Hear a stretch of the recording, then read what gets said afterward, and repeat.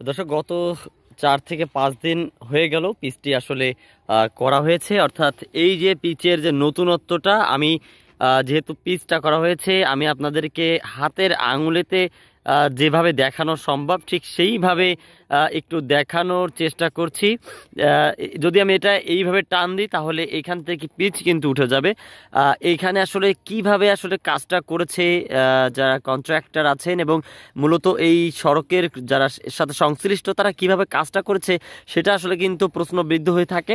আমি কিন্তু আপনাদেরকে আঙুলে একেবারে আলতোভাবে, আপনারা হয়তো বুঝতে পারছেন যে আমি আলতোভাবে খুব মোলায়েমভাবে দেখানোর চেষ্টা করছি। সেই মোলায়েমভাবে কিন্তু এই পিচ উঠে আসছে। যদি আমি একটু টানি তাহলে এই পিচ কিন্তু সম্পূর্ণরূপে উঠে যাবে। মাত্র 4 থেকে 5 দিন হলো, তবে পিচ হওয়ার পর পিচের যে পোক্ততা অর্থাৎ শক্ত হওয়ার যে একটা বিষয় থাকে, সেই বিষয়টি কিন্তু গত 4 থেকে 5 দিনেও হয়নি। আমরা যতদূর জানি বা এই যে যারা রোড কনস্ট্রাকশনে কাজ করে, বিশেষ করে যারা এই ল্যাবরেটরিজের সাথে সংশ্লিষ্ট, তাদের সাথে আমার কথা হয়েছে। এমনই একজন ল্যাবরেটরিজ আমাদেরকে বলেছেন যে এই কাজে যদি পিচের পরিমাণ কম থাকে বা বালির পরিমাণ কম থাকে অথবা পিচের পরিমাণ বেশি থাকে, তিনি আসলে আমাদের নানাবিধ কথা বলেছেন। বিভিন্ন কথা বলেছেন। সেই তথ্য আপনাদেরকে আমি অবশ্য নিউজ আকারে, প্রতিবেদন আকারে জানাবো।